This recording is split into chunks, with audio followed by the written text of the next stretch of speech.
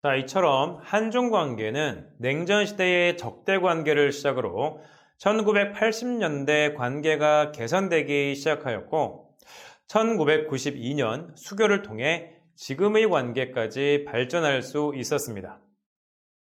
자, 지금은 앞서 말씀드린 것처럼 정치, 경제, 사회, 문화 등의 분야에서 긴밀한 관계를 유지하고 있습니다. 하지만 지금 말씀드린 이 한중 관계는 20세기 중반 이후에 관한 것이고요. 여러분들께서도 잘 아시다시피 사실 이 한중 관계는 더 오랜 역사를 가지고 있고, 마찬가지로 이 정치, 경제, 사회, 문화적 교류를 통해 서로 영향을 미치고 또 자신만의 문화를 발전시켜 왔습니다. 물론 이 고구려와 수나라 그리고 당나라와의 전쟁처럼 한반도와 중국 대륙은 전쟁을 겪기도 하였죠. 그럼에도 불구하고 두 지역은 교류를 지속하였고, 이런 가운데 이 중국 대륙으로 건너가 대륙 사람들에게 큰 관심과 사랑을 받은 한반도의 사람들과 그리고 문화들이 있습니다. 자, 1990년대 후반 한국의 드라마와 그리고 아이돌 스타들이 중국에서 인기를 얻었던 것처럼 말이죠. 이런 측면에서 이 과거 중국 사람들로부터 사랑받은 사람들과 문화에는 어떻게 보면 우리가 말하는 현대 한류의 기원이라고 말할 수 있을 것입니다.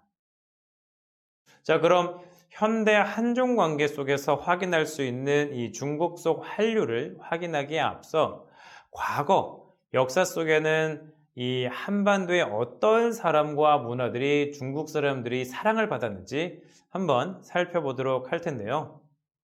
여기에서는 우선 고려시대 이 중국 귀족들 사이에서 유행했던 고려 청자와 또 다른 유행이었던 고려의 풍습, 즉 고려양 혹은 고려풍에 대해서 이야기를 하고요.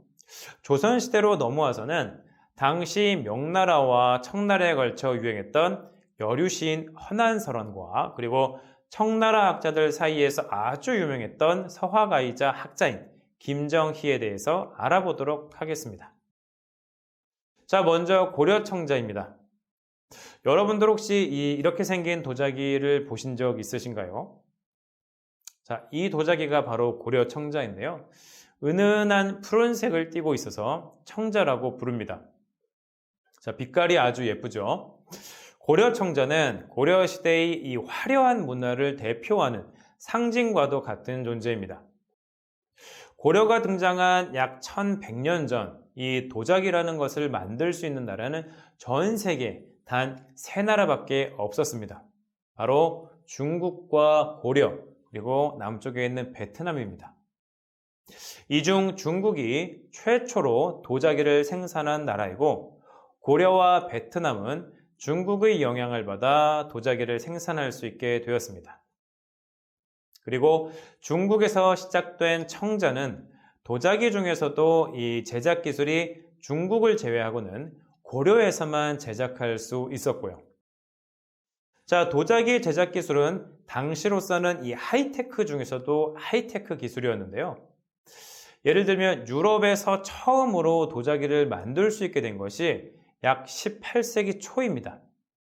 그러니까 유럽은 중국에서 처음 도자기가 탄생한 이후 1000년이 지난 이후에야 도자기를 생산할 수 있었던 것입니다. 당시로서는 정말 대단한 기술이었던 것이죠.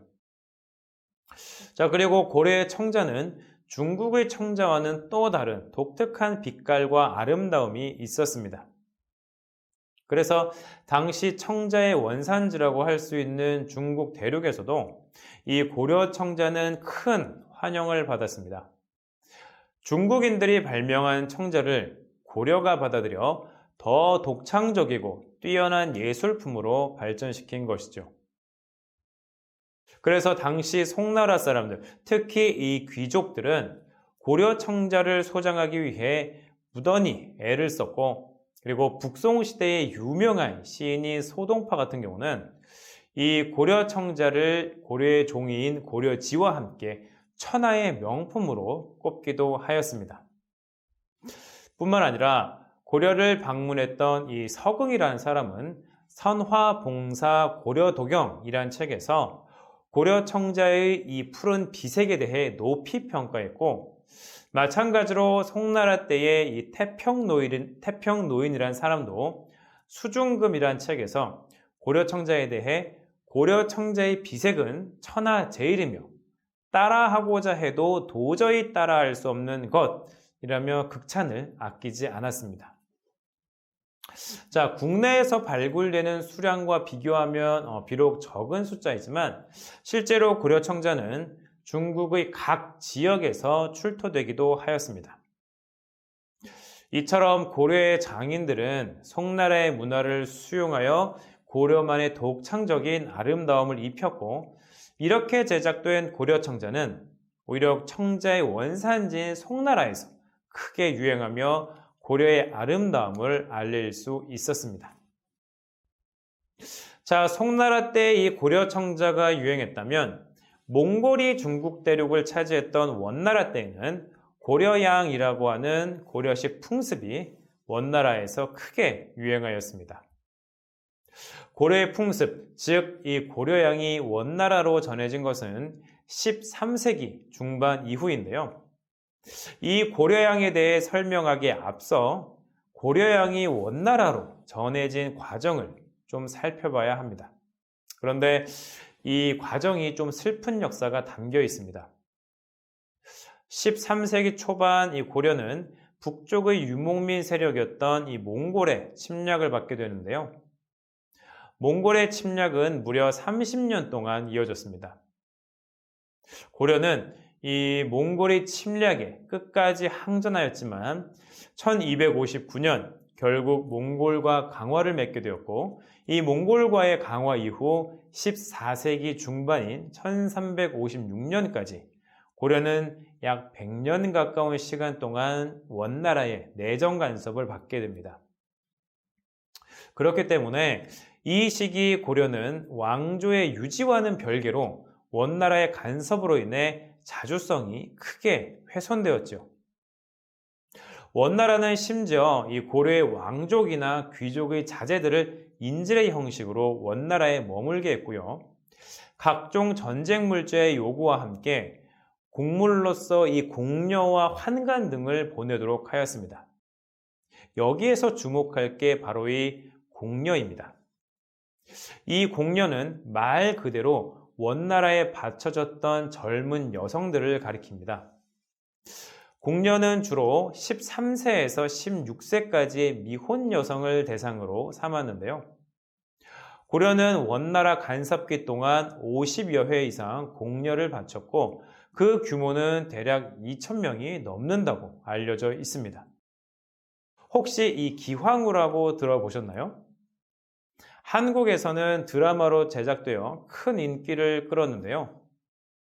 기황후는 원나라 황제였던 해종의 황후로, 이 기황후가 바로 원나라에 바쳐졌던 공녀 출신입니다. 자, 아무튼 원나라가 고려를 간섭하는 동안 공녀를 비롯해 환관 등 이 많은 고려의 사람들이 원나라로 유입되었고, 특히 원나라 황실 내부 고위층의 고려인이 많아지면서 이들을 통해 고려의 풍습이 자연스럽게 전파된 것입니다. 그리고 원나라 사람들이 이 세련되고 이 고급스러운 고려의 풍습과 문화를 따라하기 시작하면서 고려의 풍습이 점차 유행하기 시작한 것이죠. 원나라 말기 관료였던 이 장옥이라는 사람은 궁중사라는 시에서 궁중의 의상이 새롭게 고려양을 숭상한다 라며 이 고려 복식의 유행을 묘사하였고, 또 다른 이 원나라 말기의 인물인 권형이라는 사람도 경신외사라는 책에서 고려의 여인이 많아지면서 이 사방의 의복과 신발, 모자, 기물이 모두 고려를 따라 일시에 유행이 되었다고 묘사하고 있습니다. 이 궁중사나 경신외사 외에도 다양한 사료들에서 이 고려양에 대한 묘사가 등장하고 있는데요. 그만큼 고려의 풍습과 문화가 원나라 사회 속에서 크게 유행했던 것을 알 수 있습니다. 그리고 이 고려양은 원나라가 멸망하고 명나라가 들어선 이후에도 한동안 유행하였는데요. 이에 명나라의 9번째 황제였던 이 홍치제는 고려양은 원래 중국의 풍습이 아니다 라며 고려양 복식의 착용을 금지하기도 하였습니다. 자, 홍치제의 조치에서 볼 수 있는 것처럼 고려양은 명나라 초기까지 크게 유행하였었고 하나의 문화현상으로까지 자리 잡았던 것입니다. 이처럼 고려양은 원나라 때부터 명나라 초기까지 중국 대륙에서 크게 유행하였던 어떻게 보면 중세시대의 한류라고 할 수 있습니다. 자, 그리고 여기에서는 다루지 않았지만 고려청자나 고려양 외에도 나전칠기나 종이 이런 고려에서 생산한 다양한 물건들이 중국에서 크게 환영을 받았습니다.